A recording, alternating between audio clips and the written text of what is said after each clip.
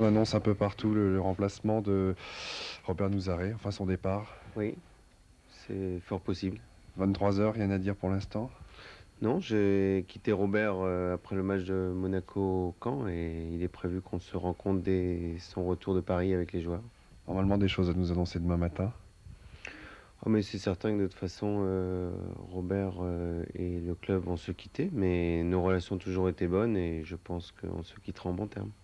Bonjour, bienvenue sur ce plateau de Score 3 avec ce coup de tonnerre en ce week-end très orageux. Coup de tonnerre sur le stade Malherbe de Caen, puisque vous l'avez entendu, depuis hier soir, Robert Nouzaré n'entraînera plus le stade Malherbe de Caen. Jean-Jacques Fiollet se sépare donc de son entraîneur fétiche, celui qui avait maintenu Caen en première division l'année dernière. Alors on se pose beaucoup de questions sur cette séparation. On parle bien sûr des mauvais résultats. La 12e place était affichée avant la trêve. Caen est actuellement 16e. 16e, c'est exactement d'ailleurs la même place que l'année dernière à la même époque. Mais lorsqu'on regarde bien le classement, 16e et 12e sont séparés que d'un petit point. Donc il n'y a pas seulement que cette raison qui explique le limogeage de Robert Nouzaré. Ce matin, Alain devait rencontrer beaucoup plus calmement Jean-Jacques Fiollet. Je pense qu'il y a un constat aujourd'hui qui montre à l'intérieur du club qu'il est difficile de continuer dans les conditions qui étaient celles que le club connaissait depuis un petit moment et qui ne sont pas obligatoirement perçues à l'extérieur parce que j'ai toujours voulu que ça reste interne dans notre maison et que la bonne image qu'on peut avoir ne soit pas ternie par des petits problèmes. Il y avait des problèmes relationnels entre les joueurs et l'entraîneur? Non, non, je ne m'avancerai pas dans ce domaine. Je pense qu'il y avait de bons rapports, mais il y avait des petits problèmes quand même dans le club qui font que le souhait que j'ai pour ce club, qui continue cette marche en avant qui, j'espère, un jour nous amènera vers l'Europe. Aujourd'hui, je pense que je ne pouvais plus atteindre ces objectifs tels que le club fonctionnait à l'heure actuelle. J'ai pris ma décision concernant Robert il y a 10 jours. Je lui ai dit cette nuit en rentrant de Paris, il y a 10 jours. J'ai voulu, par rapport à lui, qu'il puisse terminer dans les meilleures conditions. Donc j'ai fait en sorte qu'il puisse préparer au mieux les matchs de Brest et de Monaco. On a gagné contre Brest. Contre Monaco, on s'incline, mais d'une manière très honorable. J'aurais préféré qu'il parte sur une autre note. Ceci étant, j'ai pris ma décision donc il y a 10 jours. Il fallait trouver un autre entraîneur. C'est vrai que j'avais eu de bons renseignements sur Daniel Jean Dupeux.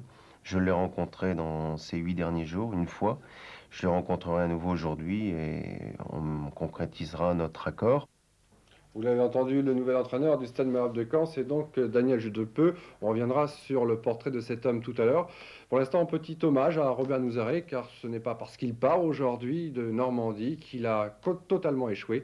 Souvenez-vous, il est arrivé, je crois, au mois de mai 88 pour une aventure. Beau jour de mai 88 à Caen, peu de temps après l'annonce du départ de Pierre Mankowski. Robert Nouzaré avait signé pour un club de D2, mais Pierre Mankowski, à la fin de ce mois de mai, lui offre la première division. Belle revanche pour cet homme de plus de 40 ans qui a longtemps porté les couleurs de l'Olympique lyonnais et qui a mis Montpellier à la porte de l'élite du football français. Il récidivera avec l'OL, Lyon, mais Charles Miguerian, l'ancien président, va quitter ce club lyonnais. Jean-Michel Aulas arrive, incompatibilité d'humeur, Nouzaré sur le marché du football français. C'est donc la rupture. Nouzaré est contacté ensuite par Jean-Jacques Fiollet, le nouveau président du Stade Malherbe de Caen.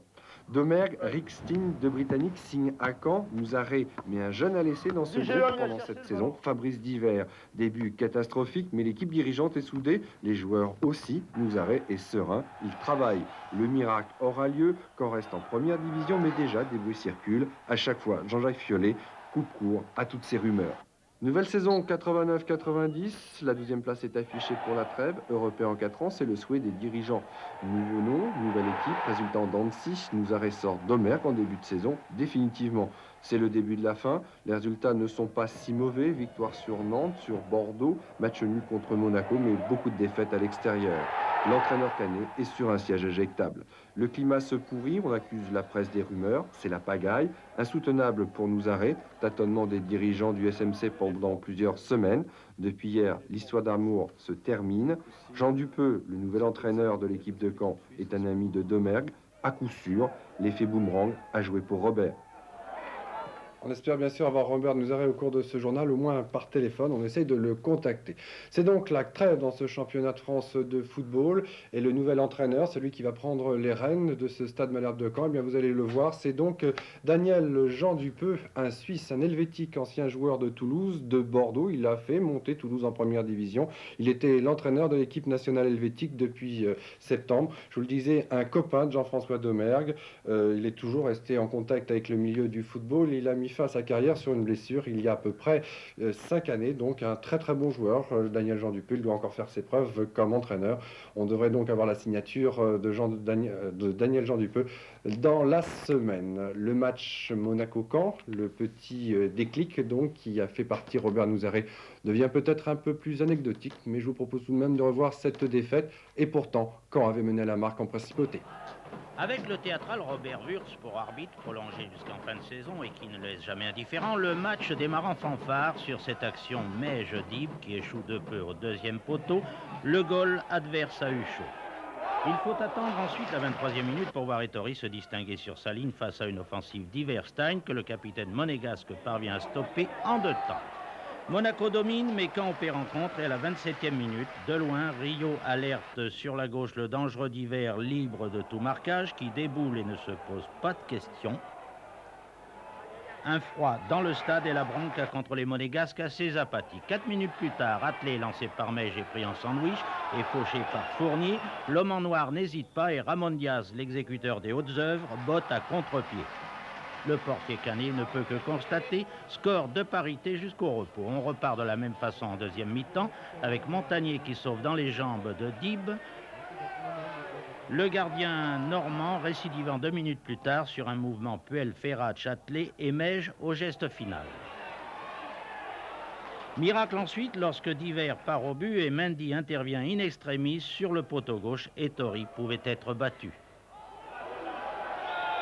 Inversement, à la 63e minute, c'est Montagnier qui est inquiété sur ouverture de Meige pour Ferrat, qui recentre un peu trop haut vers son compagnon. La lucarne était ouverte. 84e minute, le petit lutin monégasque est encore descendu dans les 18 mètres, c'est flagrant.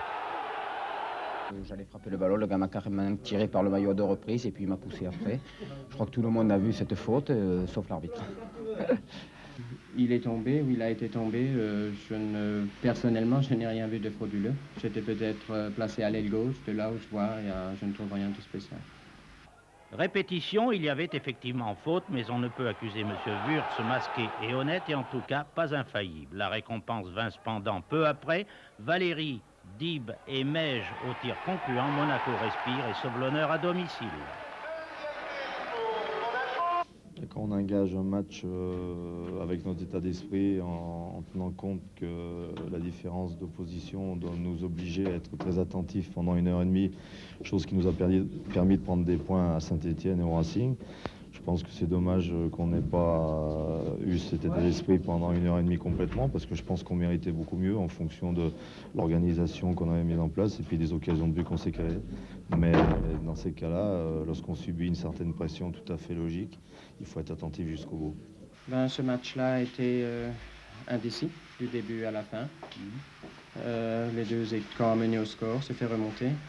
Finalement, Monaco l'emporte. Je pense que dans l'ensemble, ça a été un match correct. Voilà, vous avez entendu Robert Wurtz. On a prolongé son contrat d'arbitre. Il devait s'arrêter en fin d'année 89. Et ben non, on lui permet de continuer la saison 90. C'est tout de même un hommage qu'on pouvait rendre à cet arbitre, le meilleur arbitre français des dernières années. Nous aurions normalement en ligne Robert Nouzaret. Robert Nouzaret, oui, vous m'entendez, Robert? Est-ce que Robert Nouzaret est là? Oui, je suis là. Normalement, il devait entrer en ligne avec moi. Robert Nouzaret, moi, je vous entends pas. Je pense que vous nous entendez. Moi, je voudrais savoir quel est le sentiment que vous ressentez ce matin après votre limogeage. Bon, écoutez, le sentiment, c'est toujours le même. Lorsqu'un entraîneur perd son emploi, c'est toujours frustrant. Bon, là, cette ne correspond pas à des résultats sportifs, parce que, pour moi, c'est l'essentiel. Maintenant, si on en arrive là, c'est qu'il y a des raisons, mais je tiens pas à étaler quoi que ce soit. Moi, pour moi, ce qui m'intéresse au top, c'est les relations que j'avais avec les joueurs et mes cadres techniques. À ma connaissance, de ce côté-là, il n'y a pas de problème, même si on on peut dire à l'heure actuelle que, ou trouver comme excuse Oui, attends.